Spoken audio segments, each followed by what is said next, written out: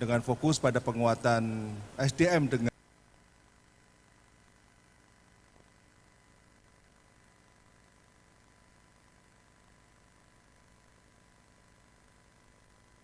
dengan 5K, kualitas IBAN, kualitas pikir, kualitas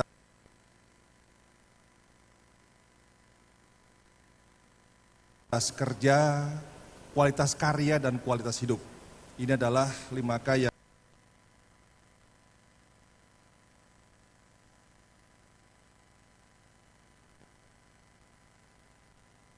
dirintis oleh Bapak B.J. Habibie, yang ini merupakan fokus dari pengembangan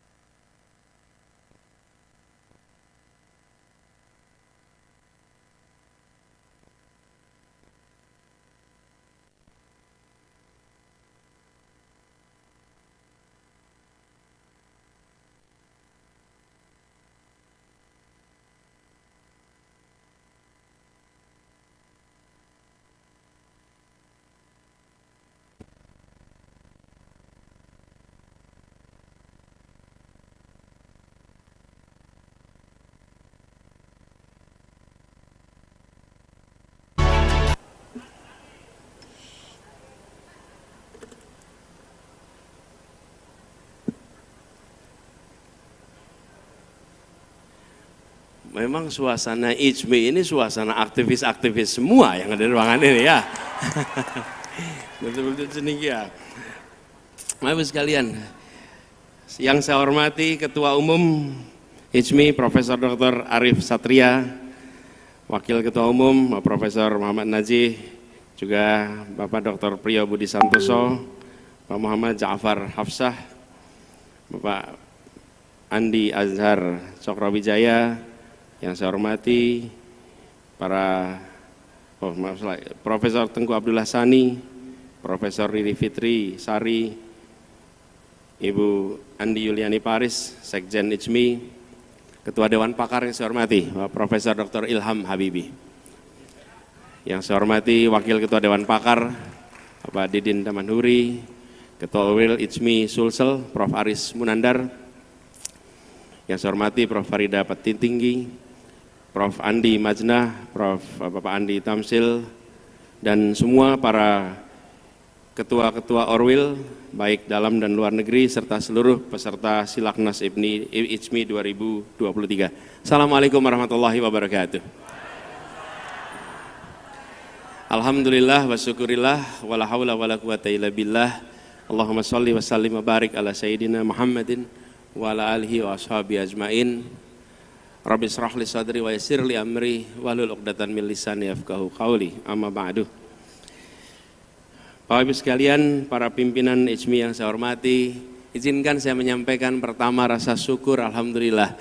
Terima kasih, bersyukur bisa bersilaturahmi bersama di dalam Silaknas IJMI kali ini. Jadi kami bersyukur, memang kemarin belum berani memberikan kabar sampai betul-betul fix.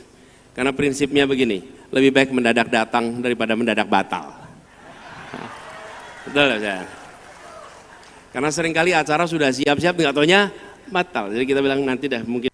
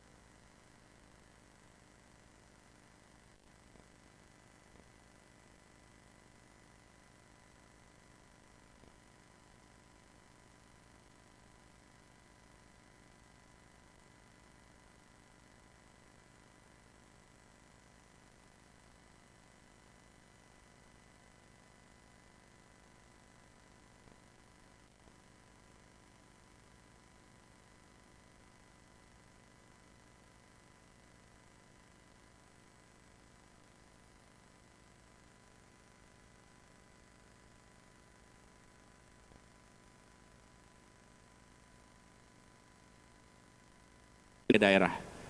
Ketika saya kemudian berhenti di UNDP, selesai di partnership, orang yang kemudian bergantian meneruskan namanya Profesor Arif Satria yang ada di sebelah saya ini nih. Jadi saya selesai, Pak Arif yang kemudian masuk dan beliau meneruskan sebagai advisor di sana. Disitulah saya merasakan sebagai seorang yang tumbuh besarnya di Jogja, bersampai dengan kuliah di Jogja, sesudah itu mendapatkan kesempatan untuk belajar di luar, kembali mengurusi otonomi daerah dan desentralisasi, di situ merasakan benar bahwa ketimpangan yang ada itu bukan sekedar soal angka statistik, tapi itu adalah soal bagaimana masa depan itu benar-benar berbeda sekali. Seorang anak yang dilahirkan di sebuah provinsi yang tingkat ketimpangannya berada di bawah, punya prospek kehidupan yang beda. Dari situlah kemudian muncul inspirasi Gerakan Indonesia Mengajar yang mengirimkan guru-guru ke berbagai wilayah Indonesia, sampai dengan hari ini program itu masih jalan, termasuk di pelosok-pelosok yang sangat sulit dijangkau. Jadi ketika kita berbicara tentang keadilan, di Jakarta keadilan, maka kita membicarakan tentang sesuatu yang senyatanya sering kita hadapi. Tidak usah di ini, nanti ikut saya saja. Tidak usah di...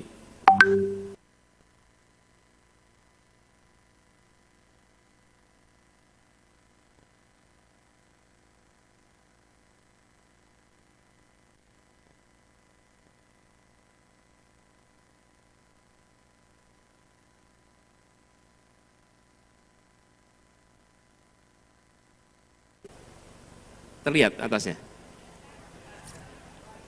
Soalnya di sini lihat wajah sendiri gitu. Oke. Nah, satu bangsa tahun 28 menyepakati satu bahasa persatuan. 17 tahun kemudian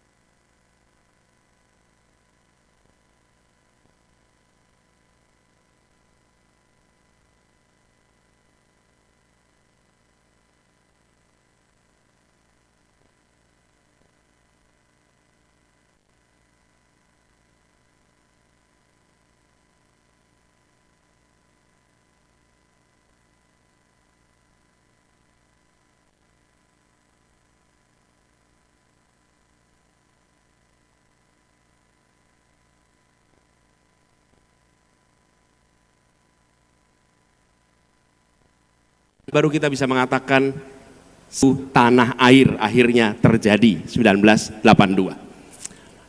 Tapi ini belum selesai. PR terakhir fase ini yang harus kita lakukan adalah tidak cukup satu tanah air.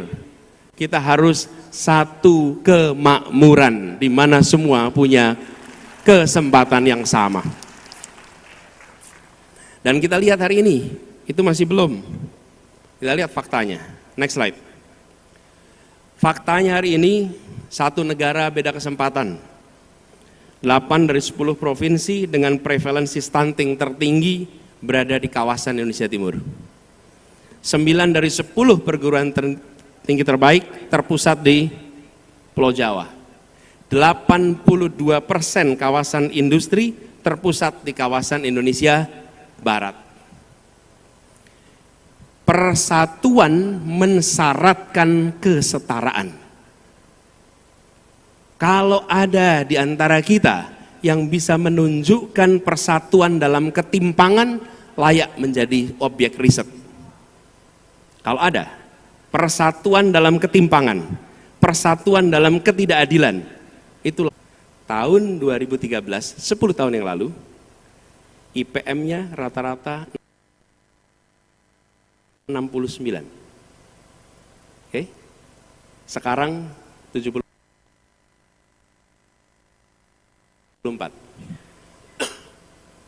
Lalu Bapak Ibu lihat, yang kuning itu, tahun 2022, angkanya berapa? 69. Artinya apa? Tertinggal 10 tahun.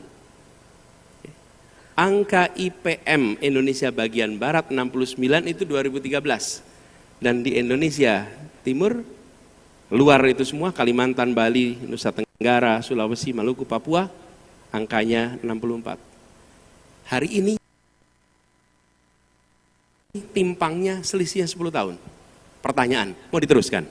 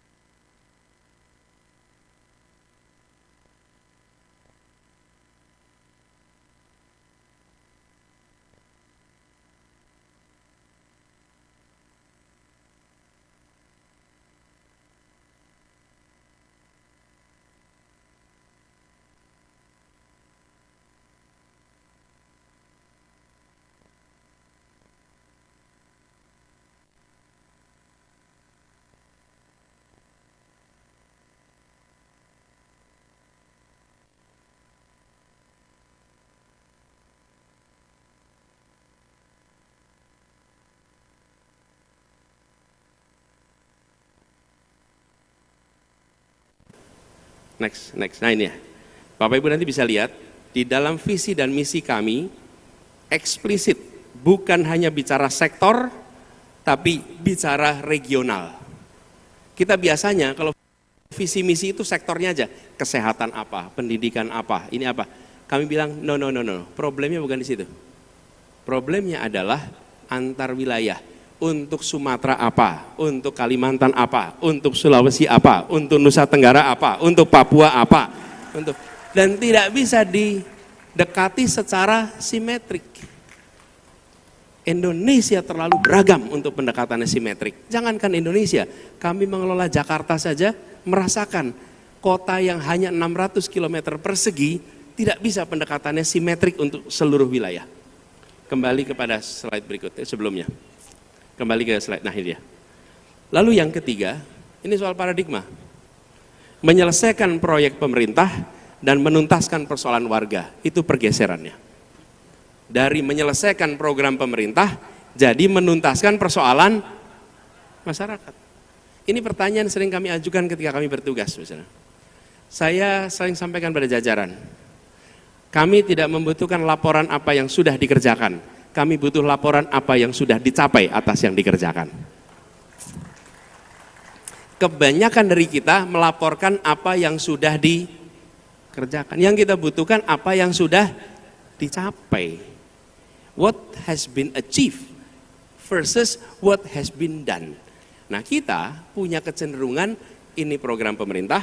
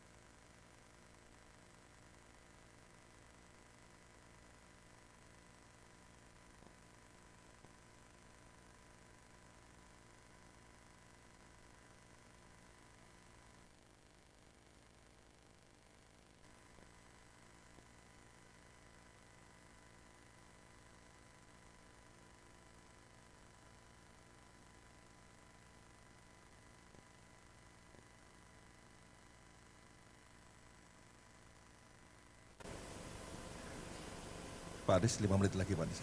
Ada ketimpangan antar wilayah, antar provinsi, dan kalau kita lihat jalan nasional dengan kondisi rusak yang berada di kawasan Indonesia Timur, itu angkanya sampai 82%. Di Jawa juga ada, tapi angkanya tidak sebanyak ini. Next slide. Lalu bagaimana dengan kawasan timur? Kalau dideret banyak sekali, di sini ada banyak sekali potensi yang belum dibuka, untapped potential, potensial yang harus dibuka, di-unlock. Dan kalau itu bisa lakukan, maka kita akan bisa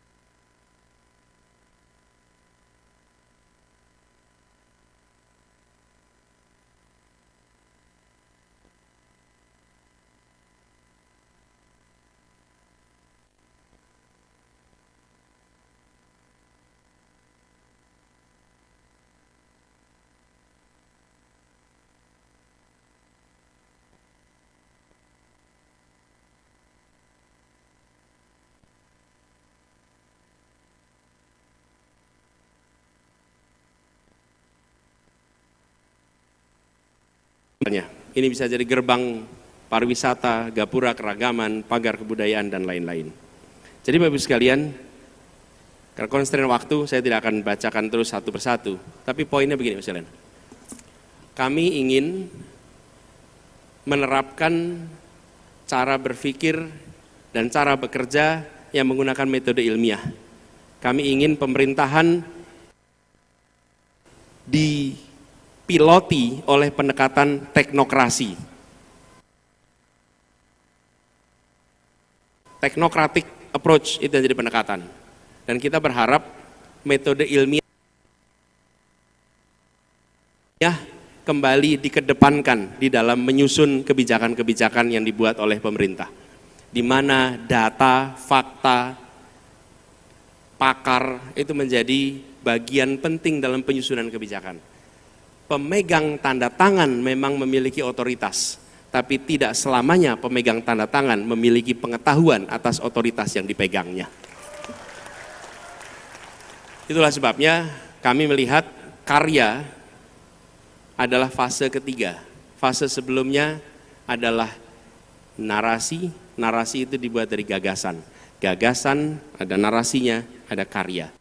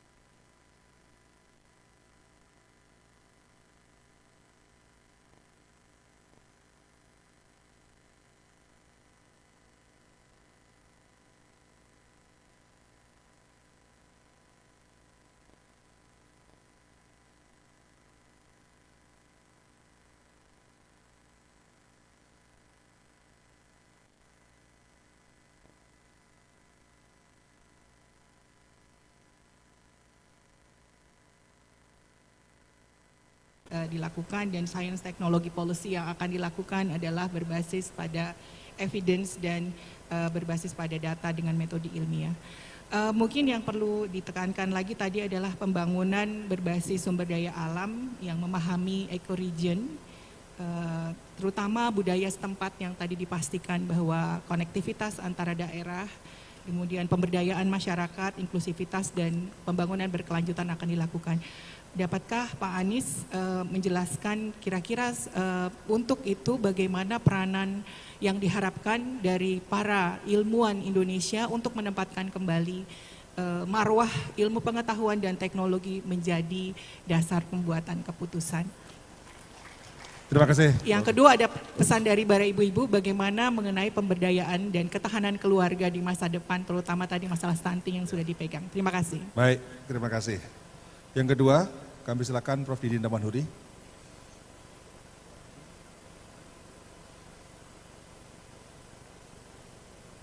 Wakil Ketua Dewan Pakar. Terima kasih. Yang terhormat Pak Anies, tadi telah dijelaskan tentang ketimpangan-ketimpangan yang terjadi dan pendekatan-pendekatan yang keliru. Saya ingin menambahkan bahwa pertumbuhan ekonomi sendiri pada tahun 70 sampai tahun 98 itu rata-rata 7,5%. Sementara tahun 2000 sampai sekarang itu rata-rata hanya 5%. Sementara PDB per kapita yang 70 sampai 90 itu berkali 18 kali. Di era reformasi hanya 2,5 kali. Saya ingin memberikan sedikit anatomi bahwa di samping memang kenyataan ada ketimpangan antar wilayah, antar sektor, dan antar golongan pendapatan, tapi ada problem struktur di mana di era reformasi ini pasar tidak sehat, yaitu terjadinya penguasaan pasar oleh sekelompok kecil yang disebut dengan oligopoli atau bahkan kartelisasi semakin sini. Terakhir ini saking populernya ada struktur oligarki. Saya menghitung indeks oligarki tahun 2014 yang dihitung oleh Jeffrey Winters, saya menghitung 2014 itu 650.000 kali, pada tahun 2023 sudah 1.056.000 kali. Nah, jadi saya tertarik dengan visi misi dan program Amin yang saya juga baca yang Pak Ganjar maupun Pak Prabowo. Di sana Amin menjelaskan ada reformasi kelembagaan. Pertanyaan saya, bagaimana ketimpangan yang terjadi di kalangan masyarakat terutama pangan dengan hilangnya Bulog, peranannya semakin minimal. Kedua, KPPU yang menyehatkan pasar itu ternyata levelingnya di bawah KPK, dan KPK yang tadinya sangat strategis turun menjadi lembaga eksekutif yang sebelumnya adalah Komisi Negara yang Independen. Mohon penjelasan solusi seperti itu. Baik, terima kasih Prof. Didin. Yang terakhir Prof. Nanat, Wakil Ketua Dewan Pakar. Bisa singkat Prof. Nanat ya. 30 detik. Lebih sedikit. Terima kasih Pak Anies, Pak Presiden Republik Indonesia. Saya akan berbicara bertanya tentang dari masalah pendidikan dan agama. Yang pertama, kondisi saat ini bahwa hasil PISA itu 72 dari 77 negara, kita ini termasuk dalam membaca itu rankingnya rendah. Jadi kita nomor 72 dari 70 negara. Yang kedua, matematika nomor ranking 72 dari 78. Mic-nya bisa didekatkan lagi, Pak. Yang ketiga, sains dari 78 negara nomor 70. Nah, yang kedua, kalau kita melihat peringkat dunia pendidikan tinggi kita, UI 296 rankingnya, ITB 331, UGM 320 dari 500 perguruan tinggi dunia. Satu pun tidak ada yang termasuk 100 besar di dunia dari 500 itu. Malaysia, Singapura, Nanyang University Singapura masuk 100 besar, dan Universitas Malaysia masuk 100 besar. Kita tidak ada, termasuk Hasanuddin tidak masuk. Nah, oleh karena itu persoalan pokoknya adalah leadership rektor, yang kedua kepala sekolah, sesuai dengan Pak Anies tadi katakan. Pertanyaan saya, bagaimana strategi dalam rangka tadi meningkatkan kualitas leadership rektor dan kepala sekolah. Yang kedua, pertanyaan saya adalah sekarang ini terjadi kesenjangan antara kualitas pendidikan di Jawa dan luar Jawa, negeri dan swasta, di bawah Kementerian Agama dan Kementerian Diknas. Kementerian Agama itu saya pernah menjadi rektor UIN Bandung 2003-2011. Tidak ada satu judul penelitian yang bernilai 1 miliar. Tapi di Diknas 1,5 miliar sampai 2 miliar. Bagaimana ini ke depan itu untuk penyemarataan itu tadi. Yang ketiga, yang saya ingin tanyakan, yang ketiga, jumlah sains dan teknologi, jumlah sarjana humaniora dan sosial 60% hari ini. Sedangkan teknik, teknologi 30%. Nah, bagaimana ke depan agar 30% sains dan sosial dan humaniora dan 60% teknologi, karena menyongsong 4.0 tadi. Yang terakhir masalah agama. Pak Anies, Sudah 30 terakhir ini, agama itu kenapa jadi tertuduh terus di kita ini?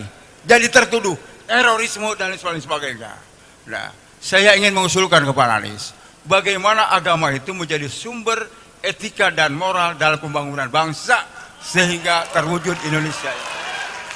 Yang terakhir sekali. Udah Pak, udah cukup. Mohon maaf Pak, mohon maaf. Kali ini saya punya otoritas menyetop. Mohon maaf Pak, berhenti. Terima kasih. Terima kasih. Satu lagi sebenarnya. Ya, baik, makasih. Kami persilakan kepada Pak Anies untuk langsung menjawab. Enggak cukup. Udah selesai. Udah. Jadi masih ada.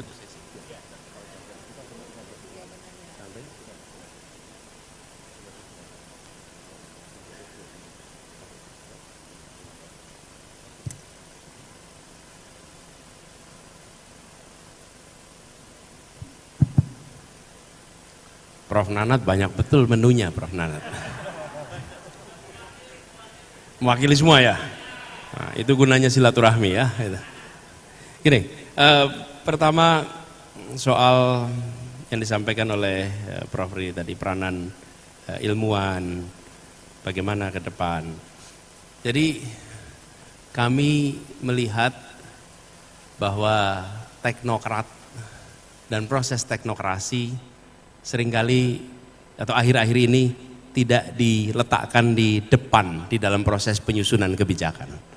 Seringkali proses politik lah yang diatur. Terus sekalian, kalau di dalam bicara managing power gitu ya, itu maka tidak ada 3 unsur kira-kira. Satu adalah power dalam artian politics, kekuatan. Kedua, policy dalam artian kebijakan. Dan ketiga adalah political economy, who gets what, when, where, how much. Itu 3 aspek. Nah, kami melihat yang di depan seharusnya adalah policy, baru kemudian politics, baru kemudian political economy masuk di situ. Nah, kami menyaksikan ini agak bergeser. Jadi ke depan saya melihat ilmu pengetahuan harus dikembalikan menjadi kompas di dalam menyusun kebijakan-kebijakan. Wake up call-nya kapan? Wake up call-nya kapan Bapak Ibu sekalian? Pandemi kemarin. Bapak Ibu sekalian, pada saat kita diterpa pandemi, saat itu adalah ujian bagi semua pemegang kewenangan di seluruh dunia. Dan saat itu kita punya kesempatan untuk menilai mana pemegang kewenangan yang menggunakan ilmu pengetahuan dan mana pemegang kewenangan yang merendahkan ilmu pengetahuan. Saat itu. Begitu ada pandemi, kenapa? Karena kita berhadapan dengan tabir ketidaktahuan. Mendadak kita ketemu dengan veil of ignorance. pada saat kita berhadapan dengan tabir ketidaktahuan, maka paling gampang dan paling benar merujuk kata ilmuwan. Kami merasakan di Jakarta, kami harus mengambil kebijakan-kebijakan, kami merujuk kepada para ilmuwan dan ketemu dengan pemegang kekuasaan lebih tinggi yang tidak menggunakan rekomendasi yang digunakan oleh ilmuwan. Oke? Ini ditemukan di seluruh dunia, bukan cuma di Indonesia. Tapi wake up call-nya peristiwa pandemi. Maka itu kami melihat ke depan, hormati teori, hormati pengetahuan, dan tidak boleh lagi pemimpin mengatakan, ah itu teori, yang penting pekerjaannya selesai. Nggak bisa. Kalau begitu hanya teori saja, nanti lain kali jangan bikin kursi kakinya 4. Prakteknya aja bikin kakinya 3. Nggak bisa, karena teorinya kakinya 4. Dan inilah yang kami ingin sama-sama kerjakan. Jadi kami melihat, lalu bagaimana urutannya? 1, prinsip dalam pengambilan kebijakan, prinsip kesetaraan keadilan. Dimensi pertama. Dimensi kedua adalah prinsip kepentingan publik. Dimensi ketiga adalah prinsip akal sehat, evidence, data. Dimensi yang keempat adalah aspek astagfirullah. Apa tadi pertama? Nilai, kemudian kepentingan umum, kesetaraan, kemudian ada satu lagi ini mendadak hilang. Nanti kalau ingat saya munculin lagi. Akal sehat yang ketiga, dan kemudian evidence dan lain masuk ketiga. Nanti saya masukkan 4. Jadi urutan begitu. Nomor 1 harus pegangan nilai. Jadi Prof. Riri, kami melihat ilmu pengetahuan itu menjadi sesuatu yang sangat penting dan ilmuwan penting. Nah ini saya sambungkan dengan pernyataan yang disampaikan Prof. Nanat tadi. Kampus harus bisa menjadi tempat di mana perasaan bebas berpikir itu hidup di profesor, di guru besar, di dosen, dan di mahasiswa. Supaya kampus terus menjadi mitra dari pemerintah.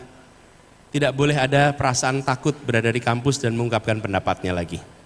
Kita melihat kampus-kampus itu justru menjadi mitra yang harus memberikan kepada kita bahan-bahan, materi-materi yang bisa membantu di dalam menjalankan tugas di pemerintahan. Prof. Riri tadi bertanya tentang bagaimana program-program ini bisa berjalan. Bapak sekalian, kalau dari kami melihat berdasarkan observasi, pengalaman, program yang dibawa oleh orang yang dipilih lewat pemilu, apakah itu wali kota, apakah itu gubernur, apakah itu bupati, apalagi presiden, itu bawa dokumen janji Bapak Ibu, masuk ke birokrasi, itu bisa ditelan oleh birokrasi. Dan janji itu bisa berhenti jadi dokumen. Kenapa? Karena secara struktural, birokrasi kita tidak dirancang untuk melaksanakan hasil proses demokrasi. Paling sederhana Bapak Ibu lihat saja. Ini contoh nih.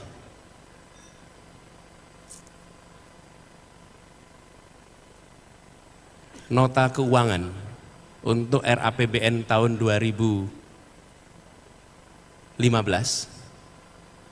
itu diajukan bulan Agustus tahun 2014. Pilpresnya kapan Bapak Ibu? 2014? Juli dan April. Presiden dilantiknya bulan Oktober. Bayangkan, presiden sebelumnya memasukkan anggaran bulan Agustus. Presiden yang baru dilantiknya bulan Oktober. Terus yang habis dilantik melaksanakan rencananya siapa?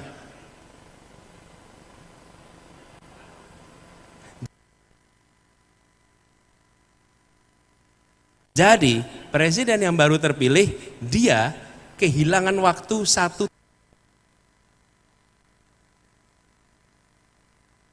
tahun lebih. Kenapa? Karena nota APBN untuk tahun berikutnya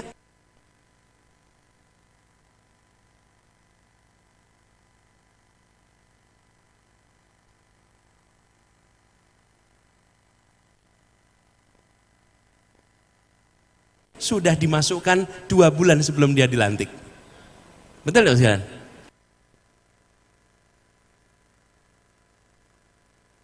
Itu ditemukan di kabupaten, kota, provinsi se-Indonesia.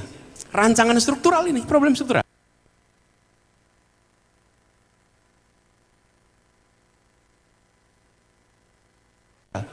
Lalu ketika sudah masuk, agenda itu bisa hilang di tengah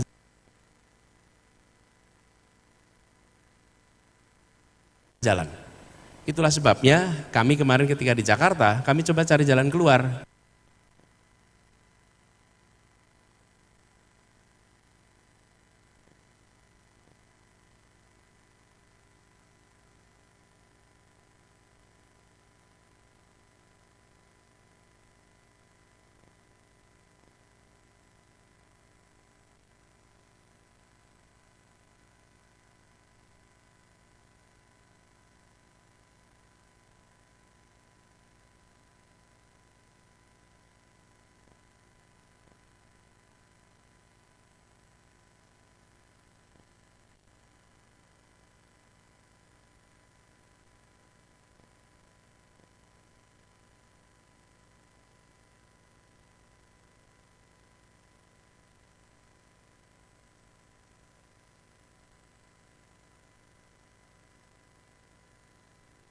Lalu diwujudkan dalam bentuk kegiatan, lalu dilakukan monitoring rutin 2 mingguan memastikan program itu berjalan.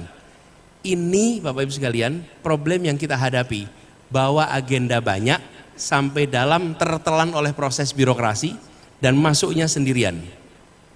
Masuk ke ruang gubernur, tidak bawa siapa-siapa, masuk ke ruang wali kota, bupati, tidak bawa siapa-siapa, semua kepala dinas, semua direktorat harusnya bisa dieksekusi, itu hilang di jalan. Ini salah satu reform yang ingin kita lakukan. Bagaimana membuat birokrasi kita betul-betul bisa melaksanakan apa yang menjadi janji politik, komitmen politik, menjadi delivery program di tempat yang paling ujung, seperti soal stunting se-Indonesia. Yang kedua, regional. Kami pernah merasakan jadi kepala daerah, Bu sekalian. Bapak Ibu boleh cek ke bupati, wali kota. Di sini ada Bu Wakil Wali Kota juga hadir di sini. Ini Bapak Ibu sekalian, coba ditanya, wali kota, bupati, pernah tidak dapat arahan di kabupaten Anda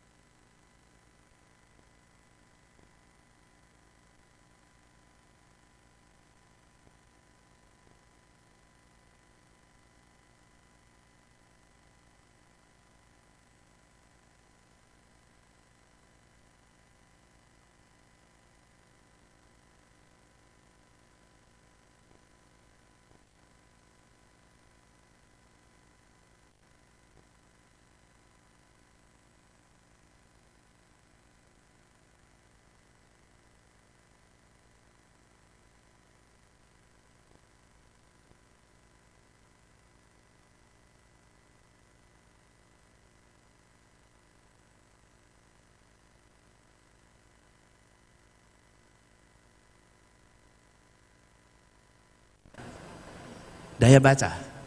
Begitu membaca sesuatu yang agak panjang, WA panjang pun skip, Pak. Tapi daya baca kita, minat baca, memang mengukur daya baca tidak mudah. Tapi kami melihat membaca itu adalah sebuah kebiasaan dan harus ada pembiasaan.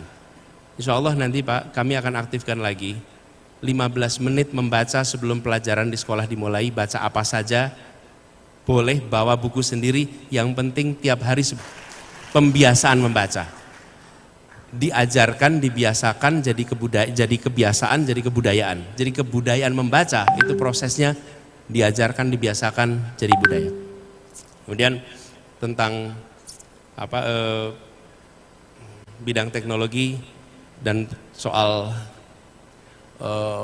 peneliti, pemerataan bidang, Bapak sekalian, kalau menurut kami, kalau boleh kami berbagi pandangan, lebih baik begini ini didiskusikan bersama dengan para ilmuwan, termasuk dengan ICMI. Kalau boleh saya titip nih Prof. Arief, buat ICMI dan teman-teman ilmuwan, terkait dengan apa yang dipikirkan. Satu, hal apa yang harus diteruskan dari kebijakan ilmu pengetahuan hari ini. Kedua, hal apa yang harus dikoreksi dari kebijakan terkait dengan bidang keilmuan. Yang ketiga, hal apa yang harus dihentikan dari program yang ada sekarang, yang jangan diteruskan. Hal keempat, hal baru apa yang harus dikerjakan untuk melakukan reformasi dan perubahan. 4 itu yang kita butuhkan. Yang siapa yang menyusun? Yang menyusun sebaiknya justru dari teman-teman ilmuwan. Tapi kami sependapat bahwa kita di Indonesia oversupply di berbagai bidang dan undersupply di bidang-bidang yang lain. Lalu turun lagi ke bawah, kami melihat perlu ada reform tentang guru mengajar Bapak Ibu. Mohon maaf, guru sangat menentukan minat pada bidang. Kita ini suka sebuah pelajaran bukan karena bukunya, tapi karena gurunya. Sayangnya guru matematika, fisika, kimia sering nakutin Bapak Ibu semua. Sering dalam situasi tidak menyenangkan. Kita membutuhkan guru-guru bidang sains yang menyenangkan, yang bisa mengajar sains dengan cara yang baru, sehingga bidang sains itu semenarik bidang olahraga, semenarik bidang kesenian, semenarik bidang-bidang yang anak-anak suka. Tapi kalau bidang sains yang mengajarkan itu tidak menarik, maka bidang itu nggak menarik juga, menambah beban. Ini fakta di lapangan, kita menemukan bahwa ini menjadi penting nih. Lalu terkait dengan kompas agama, saya setuju Pak, ini insya Allah jadi rujukan etika, kami sependapat.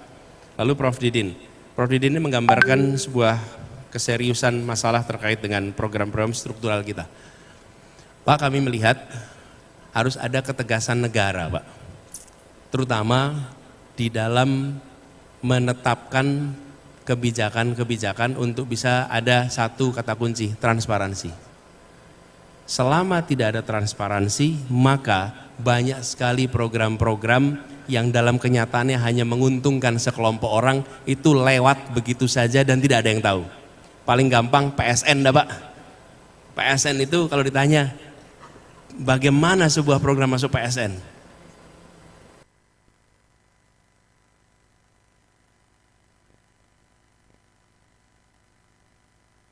bagaimana KPK itu dikembalikan menjadi institusi yang benar-benar bertaring dan tidak dalam kendali pemerintah lagi. KPK. Karena dengan adanya KPK inilah, maka sektor-sektor strategis itu bisa dicegah. Bisa dicegah. Kami, ini cerita sedikit, kami di Jakarta minta tolong mantan KPK untuk jadi KPK Ibu Kota. Tugasnya apa? Pencegahan. Karena tidak bisa kita melakukan penindakan. Tapi begitu ada pencegahan, Bapak Ibu sekalian, selama kami bertugas di Jakarta, banyak program yang diusulkan oleh birokrasi ketika direview oleh KPK Ibu Kota itu tidak layak untuk dijalankan. Karena ada pertanyaan mendasarnya. Satu, soal governance. Yang kedua, siapa dapat apa, berapa besar, kapan, di mana. Kita seringkali bikin program hanya memberikan kepada sekelompok orang dan sekelompok yang lain tertinggal terus-menerus. Kemudian yang berikutnya, peran Bulog. Peran Bulog ini khususnya untuk pada bidang pangan, ini penting sekali untuk kita kembalikan menjadi kepanjangan pemerintah untuk menjaga stabilitas harga jual beras petani. Ini kata kunci. Lalu KPPU betul-betul bergigi, bukan KPPU yang sekedar menjadi penonton di samping. Kata kunci dari ini semua Bapak Ibu sekalian, Jangan kompromi pada rekrutmen komisioner, mulai dari KPU, KPPU, dan seluruh KPK, jangan kompromikan itu. Pilih mereka-mereka yang memiliki kompetensi, berintegritas, rekam jejak yang baik, sesudah itu berikan kesempatan pada masyarakat untuk mengawasi.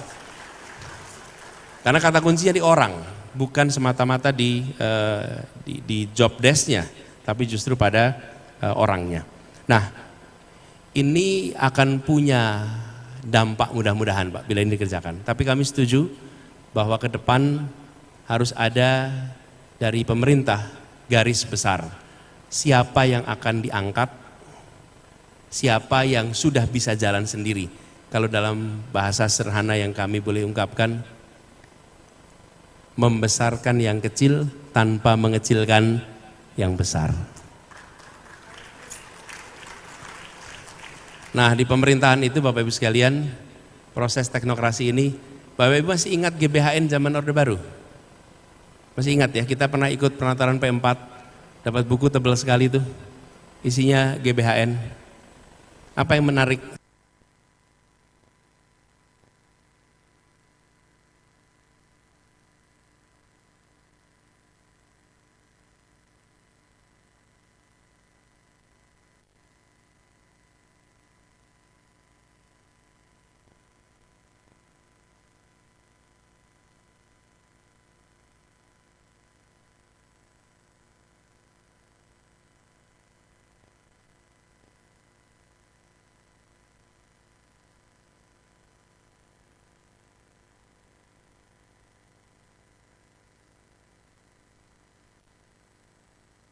Semua orang paham, ini sedang 5 tahun stabilitas, ini sedang 5 tahun pertumbuhan, ini sedang 5 tahun pemerataan. Konsep yang kompleks itu diterjemahkan dalam bahasa komunikasi yang sederhana. Dan itu membuat seluruh negeri punya pegangan arah. Ini yang harus kita kembalikan juga, supaya perubahan struktural itu betul-betul bisa terjadi, karena kita punya pegangannya. Saya sudah diingatkan waktunya habis. Jadi saya ingin sampaikan kepada semua sebagai penutup Bapak sekalian, bahwa kami merasa tanggung jawab yang sedang diembankan ini adalah tanggung jawab bersama. Saya mendapatkan tugas menjadi seorang calon presiden, tugas saya sebenarnya mengajar, lalu saya menjadi seorang calon hari ini. Kami membutuhkan dari semua dukungan, bukan sekedar soal suaranya, tapi gagasan, ide, pikiran. Kami menyadari tidak mungkin dikerjakan sendirian. Pilihan boleh berbeda-beda, tapi kita sedang berbicara tentang Indonesia ke depan dan gagasan-gagasan yang bagus, yang bisa menjadi faktor pengungkit kebangkitan kita, faktor pengungkit perubahan kita. Maka dengan senang hati kami berharap bisa mendengar, termasuk dari IJMI ini. Jadi saya tadi sampaikan 4 hal, kalau boleh IJMI sampaikan, apapun juga bidangnya, apa yang harus diteruskan, apa yang harus dikoreksi, apa yang harus dihentikan, dan apa hal baru yang harus dilakukan. Bila dari teman-teman di IJMI ada masukan terkait 4 hal itu, maka kita akan sangat membantu sekali di dalam kita mencoba untuk mendorong perubahan di negeri ini, supaya kita bisa meraih yang kita harapkan sebagai keadilan bagi semuanya. Itu saja barangkali yang bisa saya sampaikan. Terima kasih. Assalamualaikum warahmatullahi wabarakatuh. Terima kasih kepada Bapak Anies Baswedan yang sudah menyampaikan visi misi dan juga menjawab seluruh pertanyaan dari panelis. Dan dengan demikian maka sidang pleno dengan agenda penyampaian visi misi calon presiden dengan ini saya nyatakan selesai dan ditutup. Saya kembalikan kepada panitia. Tepuk tangan buat Pak Anies Baswedan. Dilanjutkan dengan penyerahan plakat dari Ketua Umum IJMI. Kami mohon berkenan Bapak Ibu untuk bisa berada di depan.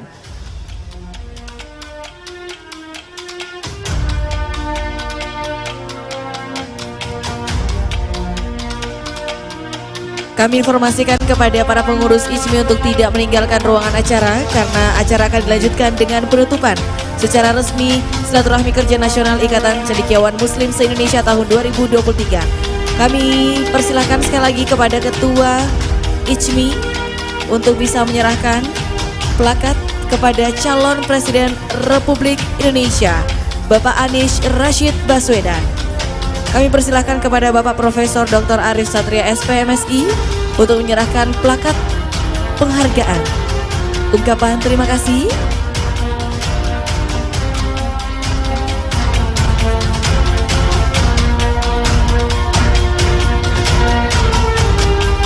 Boleh kita berikan aplaus yang Ibu Profesor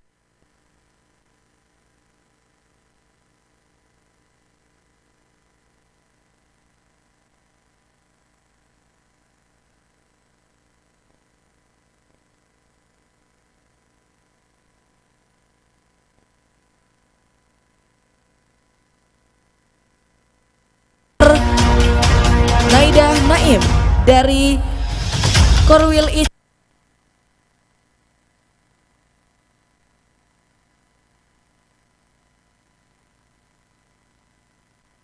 Sulawesi Selatan.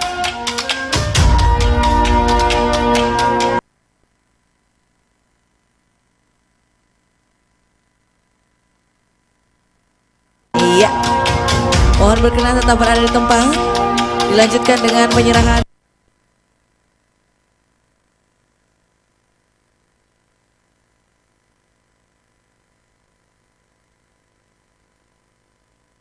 buku dari ICMI Sulawesi Selatan yang diserahkan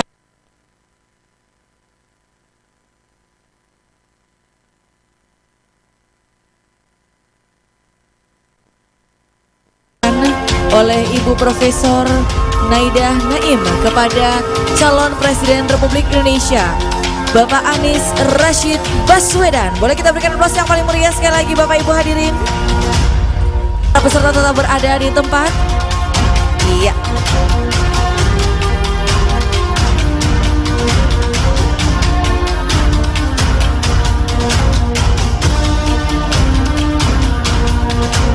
Ya, setelah ini kita akan melanjutkan acara dengan pembacaan rekomendasi dan penutupan Silaknas ICMI. Mohon kepada seluruh peserta untuk tidak meninggalkan ruangan acara.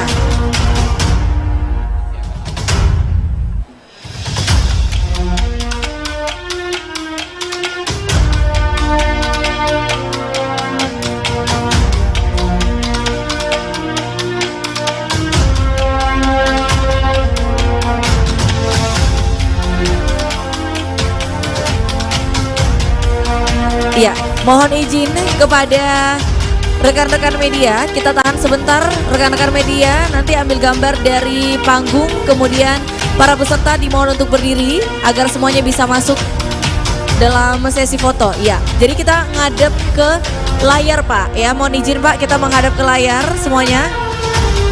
Ya, tolong selain rekan-rekan media tidak ada yang mendekati panggung. Selain rekan-rekan media dimohon tidak mendekati panggung. Para peserta dimohon tetap berada di tempat masing-masing. Ya. Oke, baik. Silakan rekan-rekan media.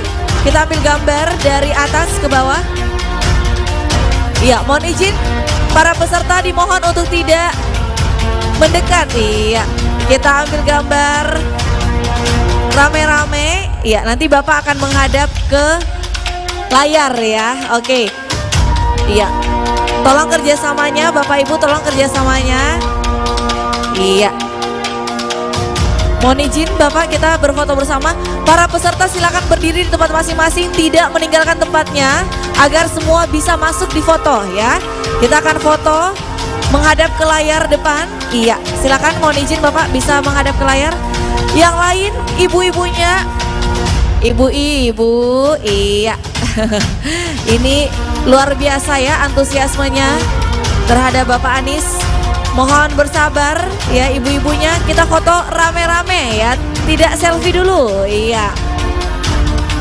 Oke, sudah tolong ditahan ibu-ibu. Boleh Bapak, mohon izin Pak menghadap ke layar Pak, kita foto bareng. Iya, nah yang lain mundur ya, jangan terlalu rapat, kasihan Bapak Ibu, kasihan Bapak Ibu. Tolong teman-teman dibantu, kasihan Bapak. Jangan didorong Ibu, sayang. Iya. Wah, Bapak luar biasa Pak, begitu banyak yang sayang dan cinta ya sama Pak Anies ya. Ibu-ibunya luar biasa. Kita foto bareng ya.